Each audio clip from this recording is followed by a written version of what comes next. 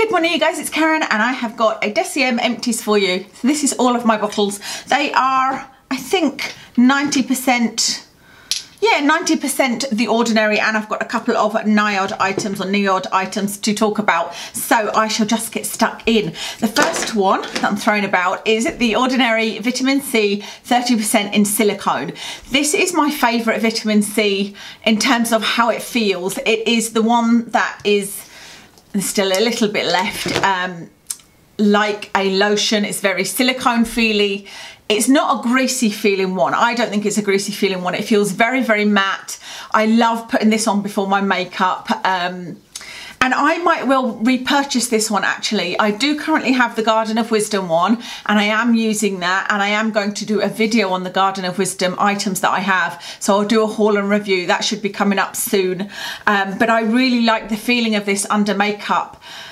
I may well use more than one vitamin C, but this has been my favourite vitamin C out of all of the ones I've tried, and still remains my favourite vitamin C in terms of feeling, but not necessarily for results. I can't say that I've seen results from vitamin C, and there is still lacking research in that area. You know, it's something that I use because there is promising research, but there isn't conclusive research in that area. So this for me would be a repurchase. I do like it, but I also understand that I wouldn't get much vitamin C from this because it would be very difficult for it to penetrate where it needs to, with it being in the silicone formula. Next is the Retinol 1% in Squalane. There is a lot of this left. There's a half a bottle of this left, but I just decided I'm not going to use this up because I personally don't like the Squalane. I know that a lot of you do, and so if you like Squalane, the Retinol 1% in Squalane is a great product. This, in terms of research, is great because retinol in oil, it makes it much more stable. So it's a much more stable way of using retinol. 1% is a great number. You know, 1% is a high percent of retinol. It's a much gentler way of using retinol than, you know, going straight onto something like tretinoin or tretinoin. It's much kinder, but I personally have found that using a 1% retinol makes me more irritated than using a retinoid such as tretinoin. The retinoids that I'm using from Spain, as you know, doesn't cause me as much irritation as using a 1% in any form, including in Squalane. But coupled with the fact that I don't like Squalane, this is just not a good product for me personally, but I think it is a good product, if that makes sense.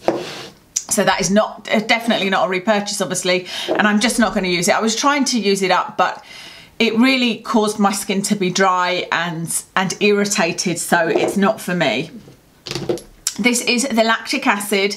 This is, I'm pretty sure it's the 10%. Yeah, it is. You can see that I've labelled these with my own little printer because I just can't read them, and they're all so similar looking. I don't want to end up using the wrong product, and I have done that in the past when I haven't labelled them.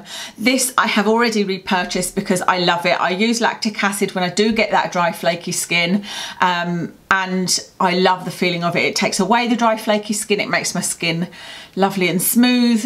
There's a slight tingling for me, but it's never irritated. It just takes away that flakiness and makes my skin feel super smooth, you know, and it's the best one for dry skin. So I love the lactic acid, and that's a definite repurchase for me. Next is the Ethyl Vitamin C, and I showed this in my recent Game Changers video, and so this is a really interesting one because I'm not going to immediately repurchase this, despite saying to you guys that this is a game changer for me, and it is a game changer because ethyl vitamin C as an ingredient is, to me, a game changer because, as I said, it converts to ascorbic acid immediately in the skin, and therefore, I don't know whether I explained it very well in that video, but if ascorbic acid turns out to be something that is of benefit to the skin, then ethyl ascorbic acid is the best way, in my opinion, to use it because it is immediately available in your skin, but it doesn't have the same irritancy issues and pH issues, etc.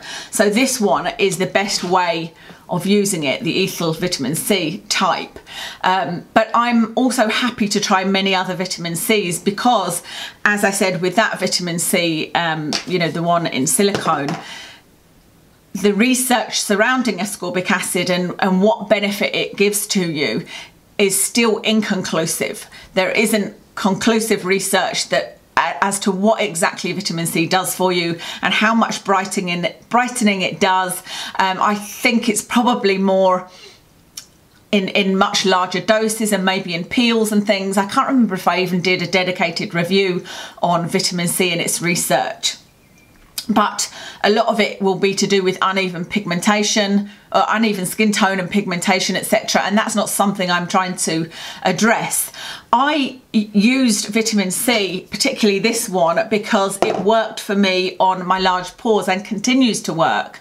And it's not really an area that is known for vitamin C to work, but for me it does seem to reduce the appearance of my large pores. Now you would think that it could be just the silicone in the vitamin C and not the actual vitamin C, so obviously I'm going to test that theory, but since using the ethyl vitamin C I haven't noticed the reappearance of my pores, so I'm going to continue sort of experimenting in that area. And like I said, I'm using the Garden of Wisdom vitamin C now, but this is definitely a vitamin C I would repurchase if I wanted to use ascorbic acid, if I wanted to use vitamin C in my regime. Hope that makes sense. Okay, I stuck in here the Serum Foundation by The Ordinary, and this is a huge fail for me. Both the Serum Foundation and the Full Coverage Foundation are a fail, and I have tried them both so many different ways, and for me they just don't work on my skin. They just, both of them go patchy, don't look natural, attach to dry patches. But I tried them even when my skin wasn't dry. Before I was using retinoids, I tried them and they disappeared and sunk into my skin, and they just, for whatever reason, the foundations from The Ordinary do not work for me at all, so they are a big fail for me. But I know that some people get on really well with them. This is the resveratrol and ferulic acid. Had to think for a moment. This is another of those products that I really like. Along with the EUK, I'm currently using the EUK in the morning before my SPF, and it's just something that I really like to use in the morning, but it's not something that is an essential part of my routine. I've said it before, I don't think that there is overwhelming research to say that this is something that will do wonders for your skin.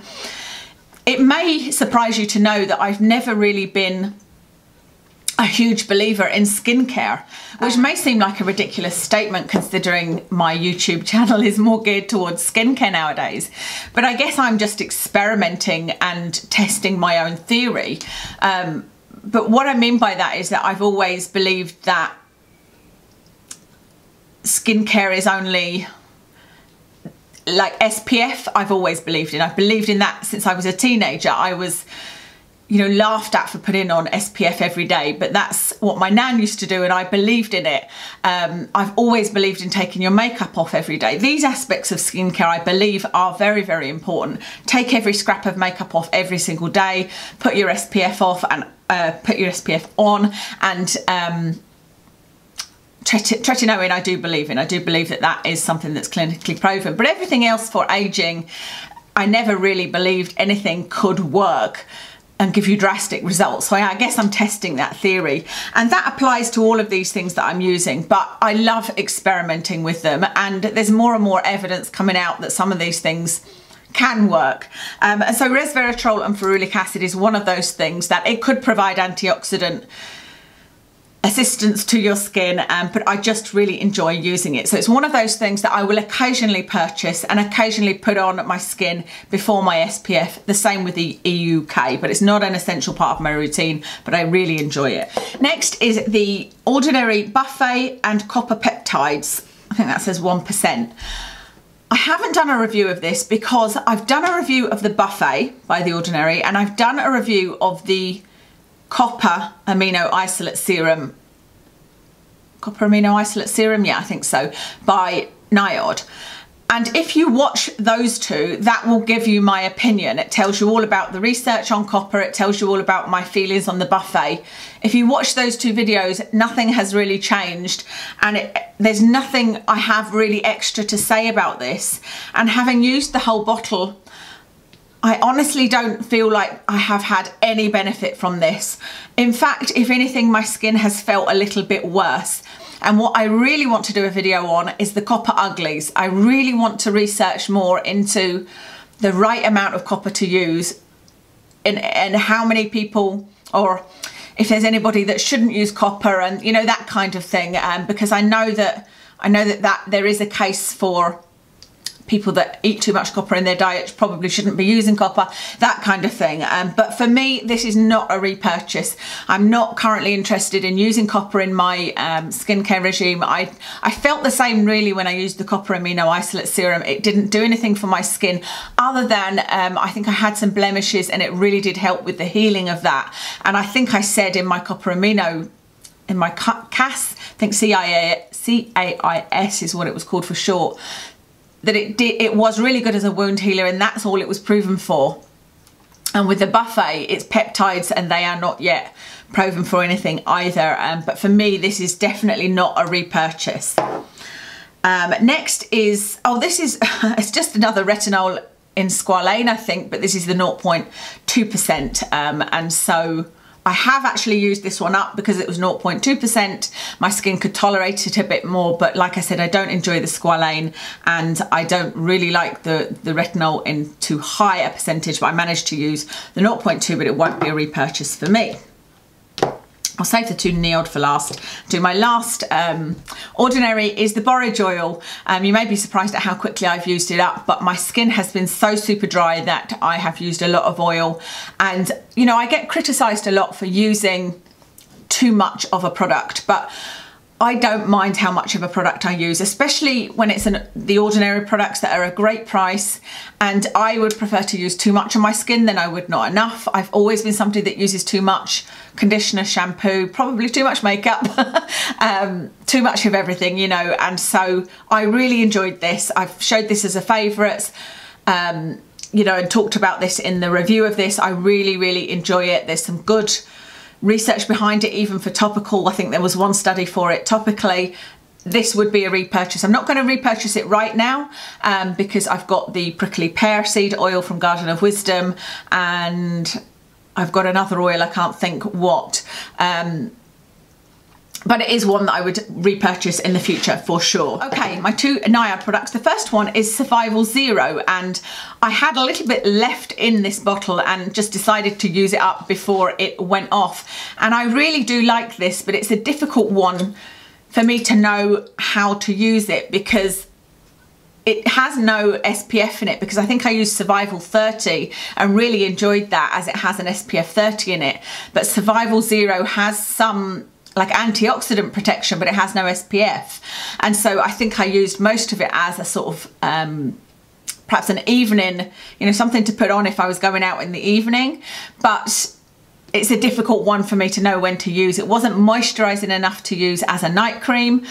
So I think this is probably not a repurchase, but actually as a product, you can see what kind of solution it is. It hasn't really got a scent. A tiny bit of a scent, but it's nothing offensive. It's nice. It's a really nice feeling on the skin, but I just couldn't figure out how and when I would use it, but I did really enjoy the Survival range. And the final product is the Modulating Glucosides, and this has got maybe a third of a bottle left. And I've seen that Brandon was talking about this the other day in a I think it was an Instagram post, and how wonderful this was. I haven't found it to be so, unfortunately. It's absolutely smells terrible. There, I'm doing that thing again. You'll have seen me doing it in every video. I'm like obsessed with the smell of something, even if I don't like it. It feels quite nice on the skin, but that's about all I can say that it has going for it. I have used it to see if it works as an anti-inflammatory. Like when I've had an inflammatory response on my face to, I can't even think what, I don't even know if I knew what, but I've had a few sort of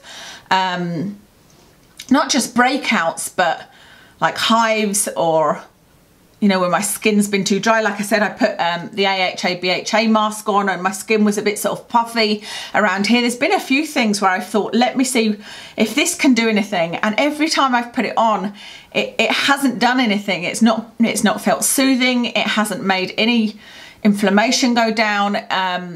It just hasn't made a difference to my skin at all. And it smells terrible to me. And I just haven't seen any effect from it whatsoever. Maybe there's an effect that I can't see, because, you know, I did do a little bit of research, not enough to do a full video, and there wasn't much interest in a full video, to be honest with you. But looking at modulating glucosides isn't just one thing. There are lots of glucosides, and you know, glucosides are anti-inflammatory, so there may be some anti-inflammatory action going on. But maybe it's over time, you know, maybe you need to use it daily and there will be some cumulative anti-inflammatory action, but not enough for me to want to use this. It's not an inexpensive item, and it's not something that feels nice. It's not something that I can see any benefit from. So this is not a repurchase for me at all. And like I said, I'm not even going to use up that. I really want to, because when things are this expensive and you know that there may be a benefit to using it, I like to try and use it up, but I just can't bear the smell. And like I said, it doesn't feel nice because of the smell, and I can't see any difference. And yeah, my skin hasn't felt the best over the last little while. Since using the Buffet and Copper and this, I have noticed that my skin hasn't felt the best. But you know, that there's lots of things that could have contributed to that, both with medication I'm taking and external, like the heat and lots of things, hormone imbalances, and you know, there's many things that could have contributed to that, but it could also be these. So I'm just not going to finish it. That's everything for my Deciem Empties. I'm going to be interested to see if the Garden of Wisdom become as popular as Deciem. You know, I think people are ready for a kind of new kid on the block, if you like. So it's going to be really, really interesting, and especially with the new packaging. I definitely like the packaging of the Garden of Wisdom versus the packaging of Deciem. So there's a kind of sneak peek into what I think of Garden of Wisdom. Actually, I put that on Instagram. I put a little mini review of what I thought of the Garden of Wisdom products I've tried so far. That's everything. I'll give you a quick rundown of my makeup. I've got on the Lancome Teint Idole Ultra Foundation in 010. On my eyes is the Makeup Geek pigment in, I was going to say Garden of Wisdom then, in Wildfire.